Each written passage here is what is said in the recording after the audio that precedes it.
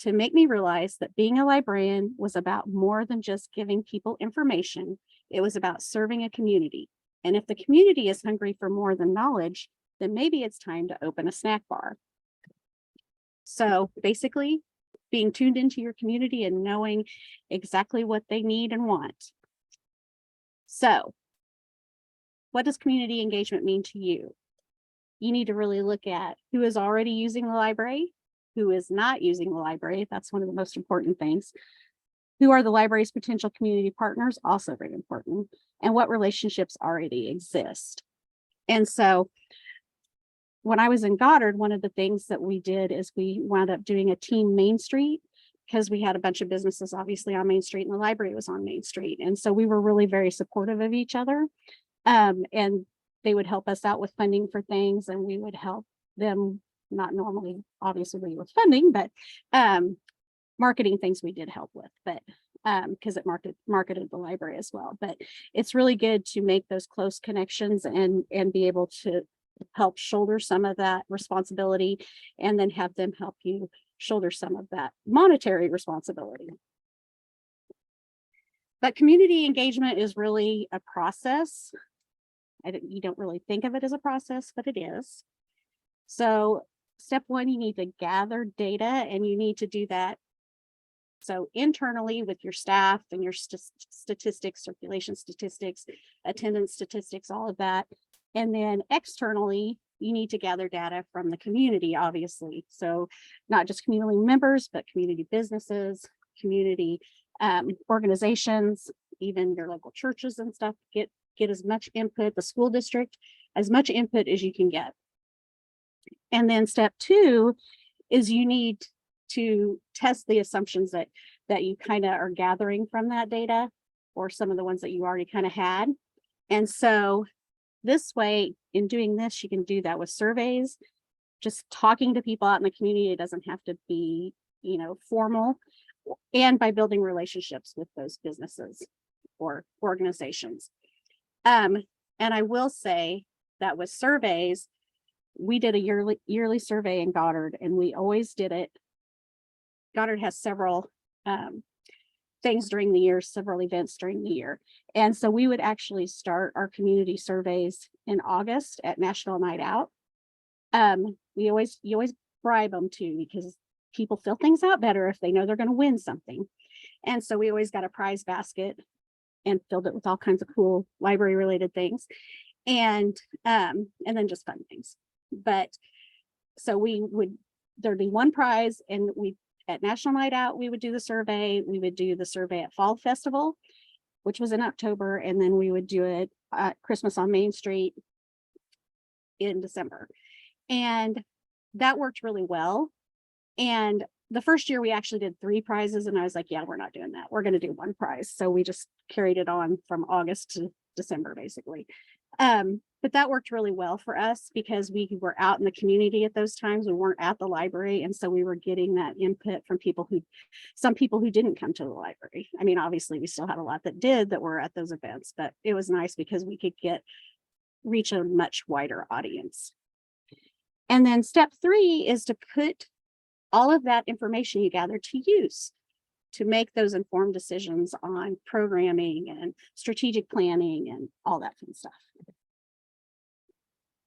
So like I was talking about, when you're gathering data internally, obviously you've got your patron databases, which have all of your facts, your e-resources, and your Wi-Fi usage, which is facts and maybes, because sometimes Wi-Fi usage stats aren't really dependable. And then your mostly maybes are your staff observations and assumptions. And then you go to your external, which is getting your information from your local government, your community organization, businesses and schools, and your online resources. And if you can partner with your schools, that is a great way to be able to get information out to a much wider audience too. And if there's a need that the schools have that you can meet, that is one of the best outreach things you can do to promote yourself. We did, for some reason, Goddard School District did away with their preschool library time. So we had our outreach person going out monthly to the preschools in the district, and which there were several, and doing story times and letting them check out books. And then also we would always give them an activity kit. So, and that was a great way to promote the library. So how do you find out all of the stuff you need to find out? So these are some of the places you can go to look. In the Moodle, there is a list of all of these with links to access them, so you can get that data easily. I will say the census.gov website has become much more user-friendly, which is amazing for a government website, but I've actually gotten a lot of really good information from there lately, so might want to try that one first. But like I said, you've got all of them in the Moodle classroom. So then you need to test your assumptions and confirm what is actually a fact, and if those maybes are true or not. And like I said, you can do the community conversations, which those can be formal or informal. And then you can do the targeted surveys, and those can be active or passive. We did it more actively, though we did send the link out multiple times during that 4-month period. But since we were out in the community during those events, we also did it in a targeted way. So I think you get better when it's passive. I don't think you always get as good of responses. People just don't fill them out. So when you're actually in their face and talking to them, it's harder for them to say no. And especially when you're bribing them with prizes. So then you have to figure out exactly how your community survey is going to work, like I said. So you could do a paper one, and sometimes having a few paper ones in the library is a good idea because some of your older patrons are not terribly tech savvy, and so they may not fill it out, and you need to get their input as well. So if you have a few of them in the library, that's good. We always used a Google Doc to do our survey because we could access it easily on the iPads, and then it compiles all your statistics for you too. So that made it really easy. And then, like I said, so you can do a solo survey. You can break it into a library partner survey. So if you have partners already, you can give them a different survey. I know Pleasanton just did their strategic plan, and they had separate surveys for community members, for teenagers at the schools, and then for their organization partners and stuff. So that's how they did it. It's a little more work, but you probably get a little bit better idea of what everybody's needing. Be flexible. Flexibility is always important. Have collection points. So if it's online, then obviously you've got that, which that takes that out. I know in Pleasanton, they actually sent their surveys out in the newspaper. And so they had collection points around town for people to drop it off. And they were like the city building or the library or the schools had some. So just think about where's going to be convenient for most people to drop those off if you do them in paper. You can also use, yes. I was just going to say one thing Nichols has done. I think we paid $20 each for cardboard boxes from Amazon that people can put surveys into, and we loan those out to our libraries when they do that. So that's an option too. Yep. So, and then obviously I said we did Google Forms, but you could do SurveyMonkey as well. Again, I haven't used SurveyMonkey, but I think it does statistics as well. So some questions to ask, and I actually got this from another webinar that I watched recently, and I thought they were kind of good. And it could work in many different ways, not just with the library, but when you're thinking about your community and you're getting your demographics and all of your statistics and doing your surveys, what you need to be thinking about is, what does the community need? You really need to know that question. What is it the community really needs? And can the library provide that in some form? Or can they help in some way to provide that? So, so these 4 questions: what keeps you up at night or is most important to you? What do you wish you knew more about? Who else could we talk to? So if you're running out of ideas, getting ideas from other people is a great way to continue your process. And what would tell you that progress is being made on your issue of importance? And with in all of this, when you're doing all this community assessment and you're coming up with your goals, obviously keeping the community abreast of, the progress you're making on those goals is very important as well. So the community profile, and they're in the Moodle classroom. There is a very short one that I had put together in Goddard to go with a grant, but it's not terribly long. It's or in depth, but I thought it was a nice little way to kind of show a short one. But the community profile is the single most important document a library creates in order to serve its community better. Because if you don't know your community, if you're not out in your community engaging with them, you don't know what they need or what they want. So, and it is a summary of the conditions and trends in the community as told through data sources. And the most important data sources are those community members and organizations. So, yes, I love when my little thing, there's a way to get rid of this control. I never can remember how. Excuse me while I move around my stuff. So the community profile determines what populations might need library services. So is there somebody you're not reaching? I'm going to use Goddard again as examples because that's where we did the most outreach. We wound up, because we were doing so much outreach, we really needed a vehicle because we were constantly going places, and my staff was having to load up the cart and the books and all the supplies into the back of our car all the time. And so we knew we needed a vehicle. And because the fact that the school district is 65 square miles and goes into Wichita, we really wanted a vehicle that would be functional and that we would be able to do programming out of, but also that we could take out and would have Wi-Fi and laptops and books to check out. And so we were really looking at, printing and all of that. So we were really looking at a mobile library, not just a bookmobile, because we were literally taking the library out in the community with this vehicle. And so that was the goal that we had, and that's the goal that we reached. And so we knew that because Goddard is so split, they're cut in half by 454. And so there's a very strong north-south rivalry type thing, and you can't cross that highway. There's no way to cross that for kids on the north side of town to get to the library. And so we really knew that we wanted to be able to reach those communities that were on the north side and give those kids the same opportunities for library service that they had on the south side. And so that was a lot of the driving force behind that. But when you look at your population, obviously that's gonna let you know what potential programs or services that you can offer or that need to be offered. And like I said, maybe you can't do all of it, but maybe there's a community partner out there that you can get that can help you meet some of that need.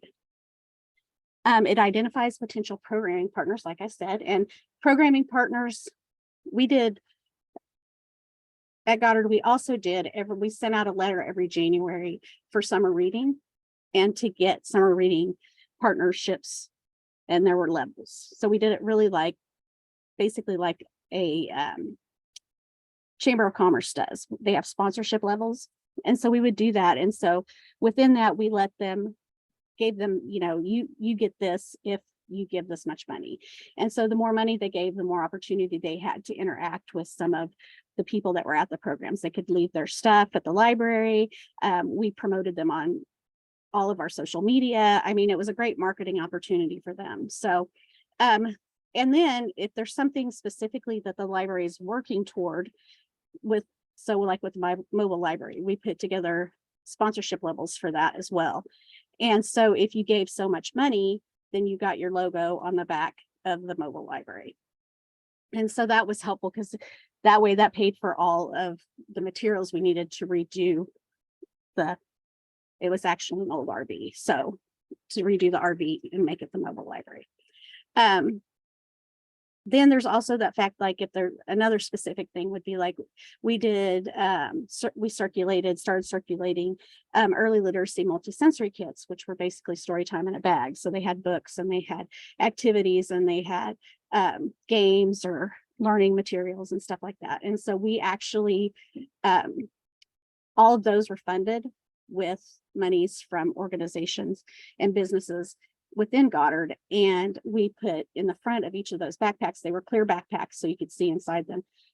We actually put the person who sponsored it sponsored by with their logo. So that was a great marketing opportunity for them, especially because the kids would take them and carry them around different places, take them to ball games, sibling ball games and stuff like that. So they were getting promoted all throughout the community. So you're going to identify your potential fundraising or sponsorship opportunities, grant applications, because you have to have all of this stuff, all of this information combined to do your grant applications. And it's nice once you get that and you have your demographic part of your grant application done, then all you have to do is do the specific items that each grant wants. So you don't have to redo the main part of your document all the time. So it informs your strategic plan, obviously, which is very important. And it's giving all this information to new board members, and the strategic plan is important so they know what the library's been working toward and the things that they've been doing. Another thing with surveys is if you can ask, each year we asked one question that was specific to funding on our surveys, because since we don't make money, libraries don't make money.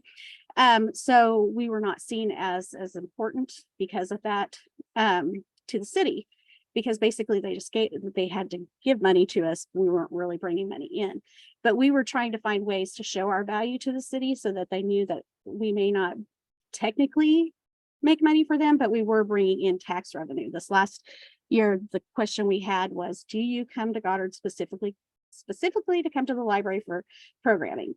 And if they answered yes, we asked, well, while you're here, since you're in Goddard, are there other places that you visit? And so we had a list of all the places, Walmart and the Snow Cone Place and all these places that were visited while they were there, where they were spending money. So we were bringing in tax revenue because people were specifically coming to go to the library. But then while they were here, they were like, oh, well, let's do this and this and this. So we were showing that we actually were bringing in tax revenue to the city. And the other thing with surveys is make them short, because people won't answer them if they're not. Okay. Oh, there it goes. Okay. So after you get all this information, you have to put it to use. You have to understand it. You have to figure out what opportunities exist within that. And then you have to figure out what the challenges you are going to have to overcome. Like I said, the most important thing is what does the community need?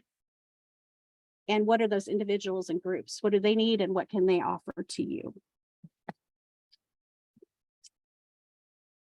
So know your community. To know your community, you have to be visible in the community. So make sure you're out in your community. I know lots of you have different festivals and events, community events throughout the year, and it's great if you can have a presence at those.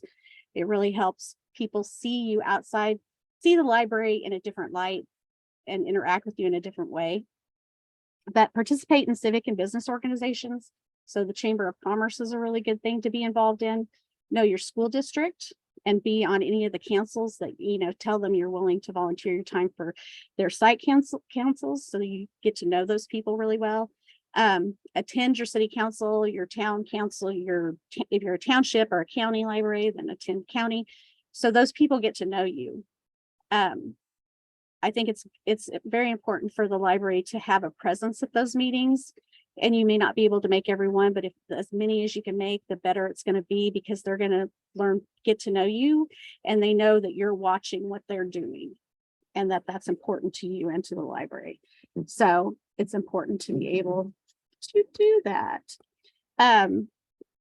Host an open house at the library, just so people can come in and see what's going on.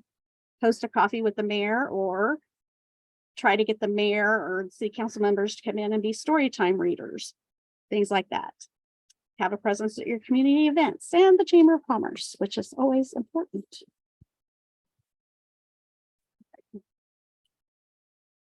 Oh, sorry, guys. So if you never ask, you're never going to know, because you don't know who's going to help you until you actually ask for help.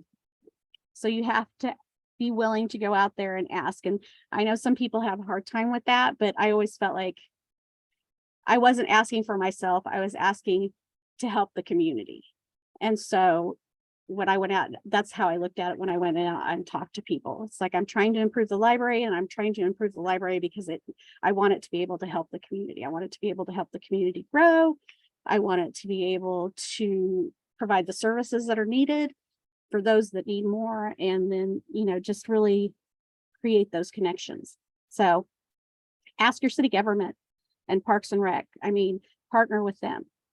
We would partner with the city in Goddard with things such as movies in the park, and which was nice to partner with them because they would pay the licensing fee for us, and we would go down and we would staff it and bring games and stuff like that. K-State Extension has lots and lots of programming that's free. So we would partner with them a lot and do, one of their programs is bonding through board games to help with parents and children bonding. And so we would have big events down at the park and do that. We'd have yard games, and then we'd have board games as well. Your school districts, ask them what they need.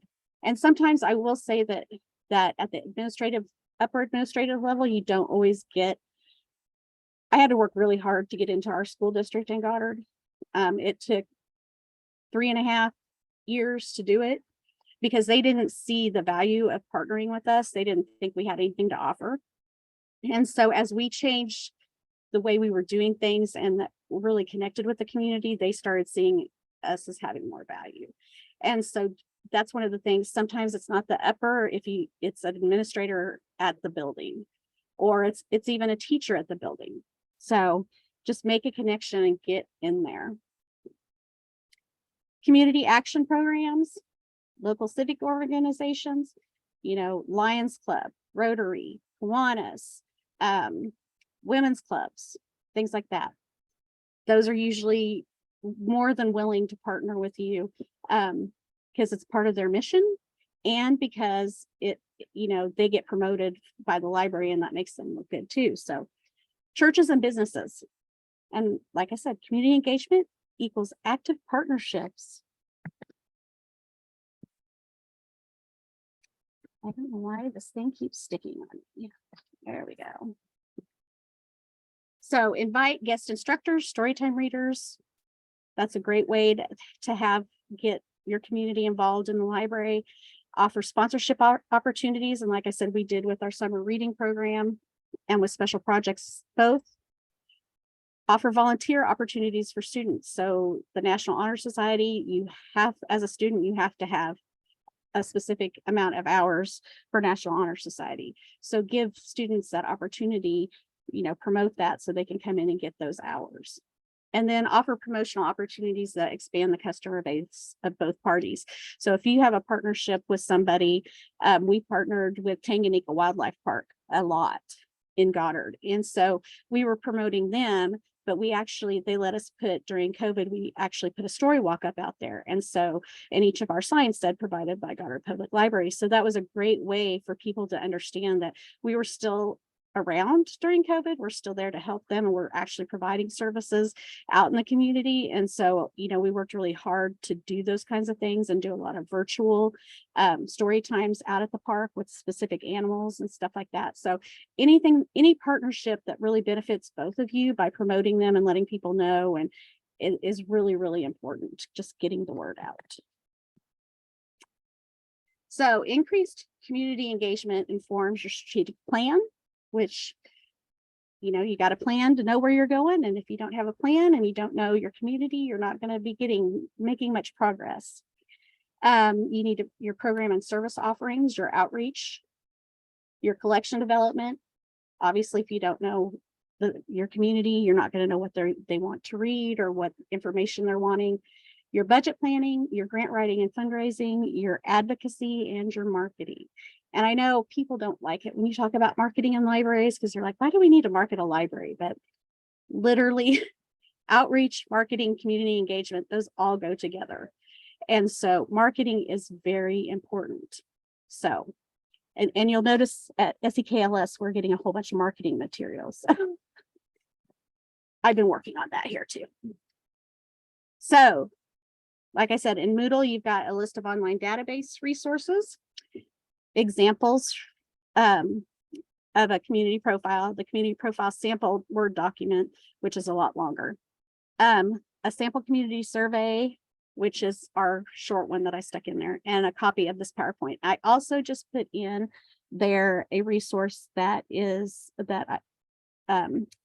our youth services person just shared with me, and it is called Building Community Relationships, I think. So, and it's about outreach. It's a library document that they did for their outreach. So hopefully that stuff will be helpful. And there's also a link in there to the community toolbox that KU does. I've actually been adding stuff this week. So for your homework, and I've got these up in Moodle. So you can, once you do it, you can post, you can do one or the other, or both if you want to. In Moodle, you'll just need to go in and in the discussion forum of whichever one you choose, and post what you learned and how it went. So just trying to give you a little encouragement to go out and do this. But so your first one is you can identify one community partner, contact them to discuss a mutually beneficial partnership. And then I want you to post your thoughts on the process and how it turned out. And then the other one is you can go to a city council, township, county commission meeting and introduce yourself to the council members, and then post something that you learned from the meeting or from meeting them that surprised you. All right. Oh, so I'm going to leave you guys with this thought. Step outside your library building, engage with your community in their spaces, build relationships, cultivate trust, leverage your strengths, and watch your library grow. And I think that's it. That's all my contact stuff. And this, like I said, is in there as well. Let me stop sharing my screen. Ah, look, there's people. Okay. I don't know that I've seen that Let's Move Libraries. I'll have to look at that. But yeah. So this is kind of what I'm passionate about. So if you could tell, hopefully you could tell. I love being able to grow communities. So any questions?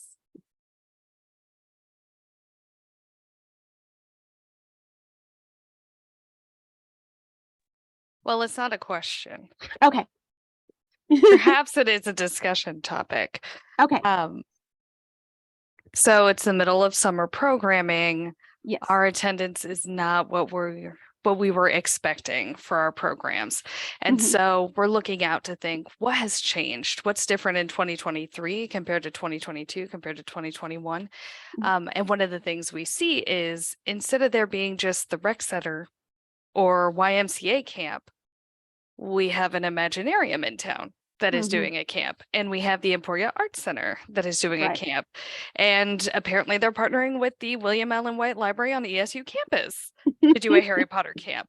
So instead of just having, if you have money, great, enroll your child in all of these activities. But if you don't, the library is offering all the same type of programs for free. Right. We did a friendship bracelet program. There's a Taylor Swift friendship bracelet program at the Imaginarium. Ours is free, theirs is not. So thinking about how do we create an ecosystem in which everybody benefits? Right. Because obviously we didn't call each other to say, are you doing friendship bracelets? We're doing friendship bracelets. Like, we didn't make that phone call.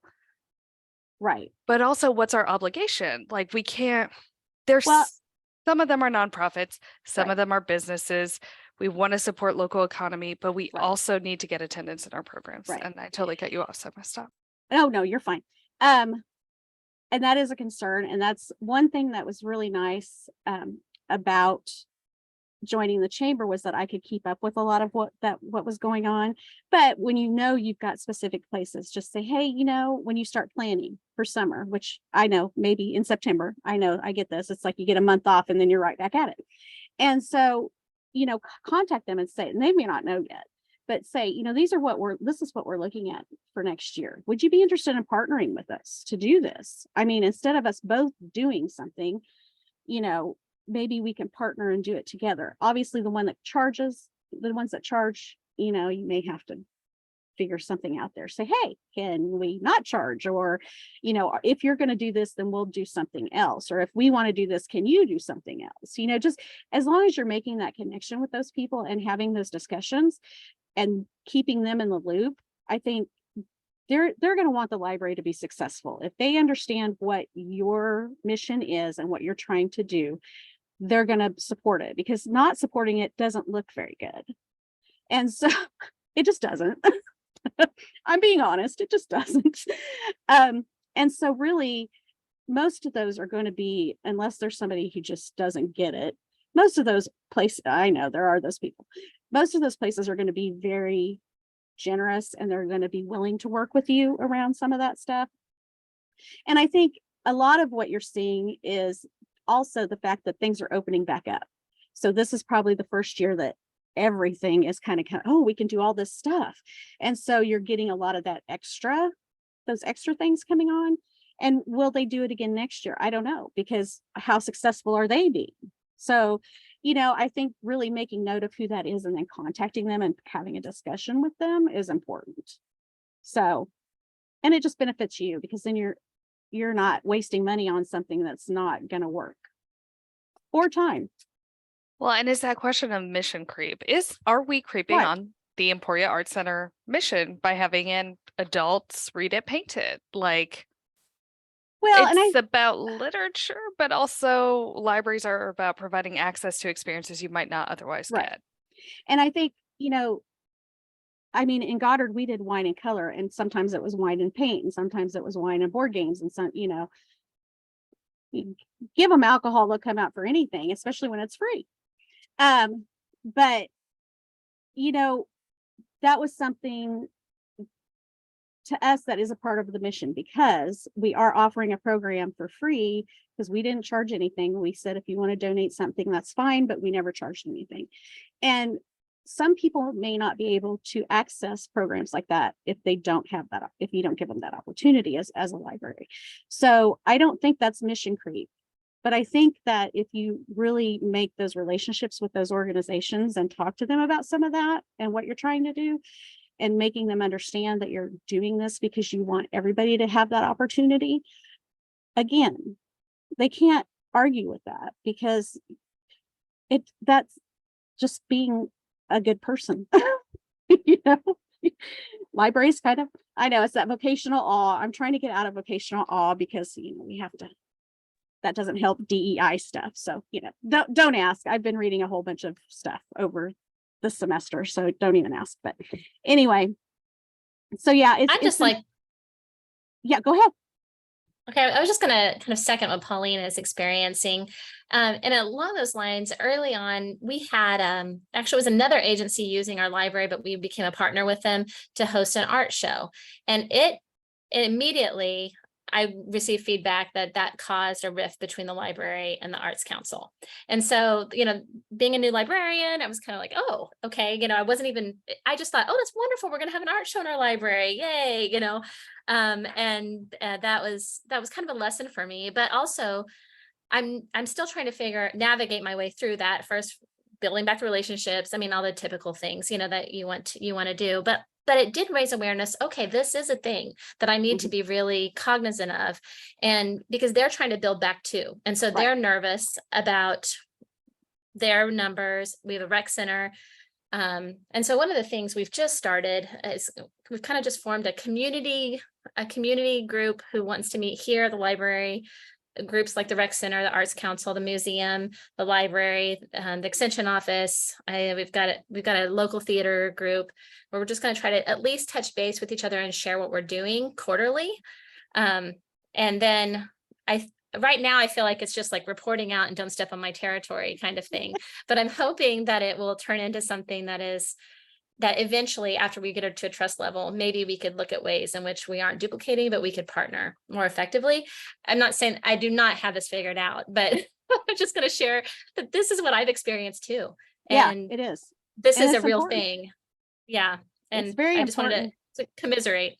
But it's good that you are making that connection, because that's what you need to do, and that they're willing to come to those, because that could be a totally, you know, we don't want any part of it. But it's good because then it's only going to help them and it's going to help you. So, you know, again, making those connections where they're mutually beneficial, because really people aren't going to be inclined to do things if it's not going to benefit them in some way. So making it that way is always good. Yes, Miss Gina. I was going to say, you could also utilize your board members.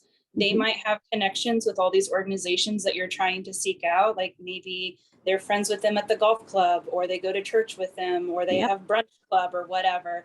Maybe they shop at the same places or whatever, and kind of get your board members into the same mindset where it's like, mention the library is looking for partnerships. We want to reach out and do stuff with people, and kind of get them thinking about similar ways that they could use their connections, and it's not just all on you. Oh yeah. And it is, because it's especially with staff too, because people see library staff out in the community. You're always part of the library. It doesn't matter. It doesn't matter where you're at. And so having the elevator speech, you know, what do we say? You know, what is it, what's important, and what do we want everybody to know? And having your board involved in that, yes, is definitely important, because they need to be, that's part of their job, is advocating for the library. And part of that advocacy is marketing the library. So again, finding those ways that you can do that and do it efficiently, effectively, and cheaply is the goal. Free is my favorite price. That's what I always say. But yeah, like I said, you know, libraries are about partnerships and relationships, and using your board relationships as part of that. So anything else? I have a kind of a question, I guess. Yes. I realized that doing this survey and getting a grasp on like who our community is really important. But I feel like it's not as much buy-in from staff members or board members who are like, well, we already know who's in our community. We don't need to do that. So how do I convince them that, no, we do need to do that, that maybe what you're seeing is not a complete picture? I think it's important that we don't have tunnel vision. We get in ruts and we decide that we know everything about our community just because we've lived there forever. I'm going to tell you, people move in and out of communities all the time. The community continually changes. If a library does not change and grow, it's going to die. And part of keeping your library alive and evolving and growing. Okay, I'm going to give you Ranganathan. The library is a growing organism. Okay, I love the man. He's dead. Wrote his stuff in 1931. I love the man because it's still very relevant today, his 5 laws. And so it's like, but if you read the book, skip the parts where he actually talks to like inanimate objects, because that was a little odd. But really, it is all about that staying connected. You have to be in the community. You have to talk to your community, because I don't care if you think you know everything. You don't. Nobody knows everything. So, you know, Haywood, yes. And I have not gone to the Harwood Institute, I will say, but I believe in all of their stuff, because every time I talk to somebody, they're like, oh, have you been to the Harwood Institute? No, I have not. But yes, I know they do this. And so, you know, it's really important that you don't get that tunnel vision and you don't sit there and say, I know everything about this community. We don't need to do a survey because I know what it is, because that's not true. And if you continue to stay in that mindset, you will stagnate, because nothing will ever change. So And think- maybe something you can do to convince them is come up with a statistic or a factoid about your community that will make them sit back and go, I didn't realize that. And then you can say, well, that's why we need to do. And, you know, it could be how many, Muslims are in town, or, you know, I don't know. got a lot of Guatemalans over there, I know. Yeah, My in-laws are friends with all of them. yeah, maybe it's foreign born folks, or however you know, whatever you think might be a surprising statistic for people who think they know their town. Bringing that up and saying, did you know that we have this large population that might be kind of off their radar? That's why we need to be asking people stuff. So And maybe that'll help. also, if you're strategic planning, you have to get feedback from the community, because if you're not going to know everything, the community is going to know what they need. The different portions of the community. What does the business community need? What do the community organizations need? What do the regular citizens need? What do the kids need? What does the school district need? You're not going to know that unless you talk to them. And so that's part of it as well. Yes, Miss Laura. Well, and to add to that, every year we are different people than we were last year. Oh yeah. And everything that we need is different than what we needed last year. And the things that we need from a library could be different than what we needed last year or 5 years ago. That's part of that growing process. Yes, yes. And staying relevant and all that fun stuff. And it's not easy. I mean, it's tiring. I will tell you, as a director at my last job, I was exhausted all the time because I made it a priority to be part of those groups and to be out in the community. And sometimes that gets very exhausting, but it's important.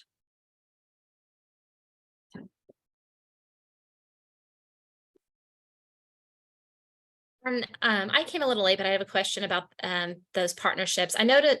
I noticed that Wichita Public has a policy for what a partnership actually is. And I thought that was interesting because it seemed like it was defining that it was a mutual arrangement. Whereas sometimes I feel like partnerships are like the library shows up at your thing. You know what I mean? Like, and that's, I don't know. I would like to hear you talk a little bit more about what do you recommend having a policy? What do you think about that? What are the things that are involved in some? I mean, it's never a bad idea to have a policy so people understand that you know, the library is not going to be giving you money.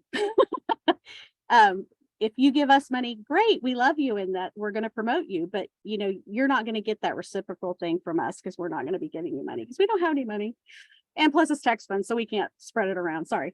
But does it need to be an elaborate policy? No. Especially when if you're a little library, it doesn't need to be an elaborate policy.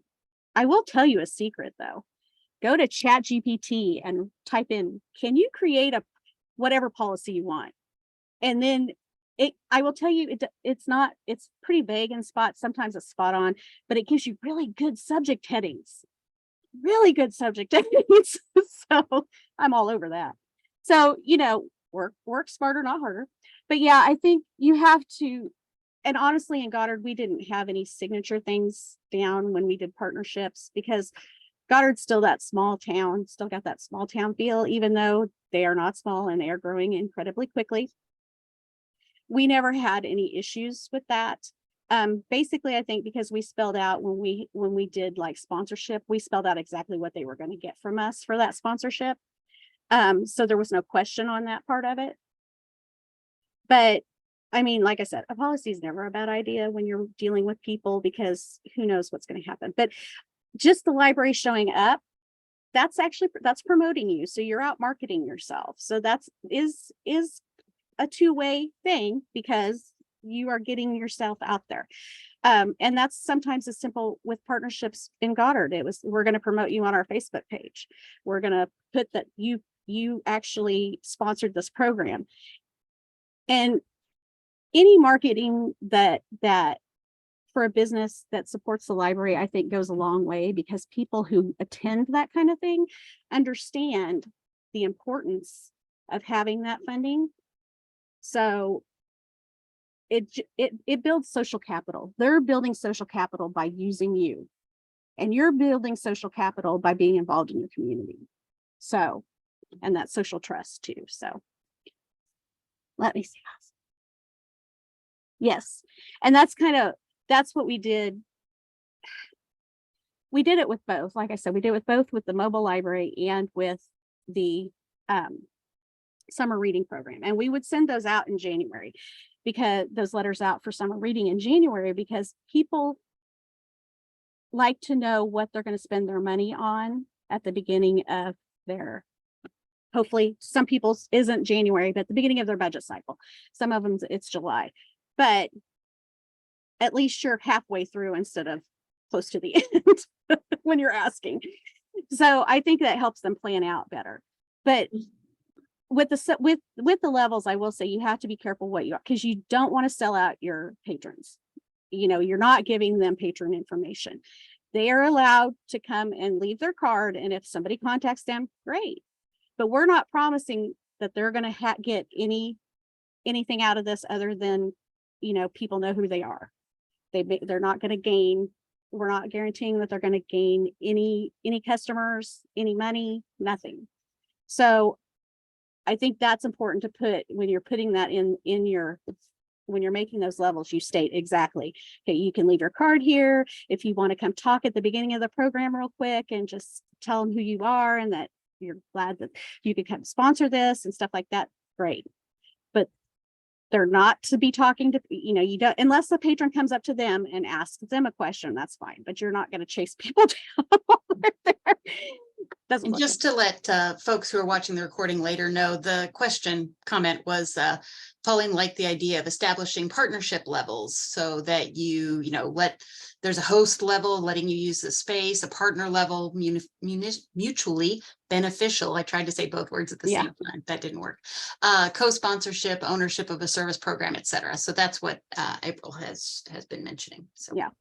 So, and it was nice because literally with the mobile library, we did, if we hadn't gotten sponsorships, you know, we would not have been able to afford to retrofit the RV. So, and we got $5,000 from, I think, 4 different people. And one of them was the Ford dealership. So, which was nice. And it was a Ford. Yay. So we were like, hey, you know, that works. And then, but literally their big logos are on the back of the mobile library. So it's just a big, huge marketing sign driving around Goddard and West Wichita. So, you know, like with your book bike over there, you could have people say, hey, you want, we'll slap your logo on there. You want to do something. Yeah. So. Anything else?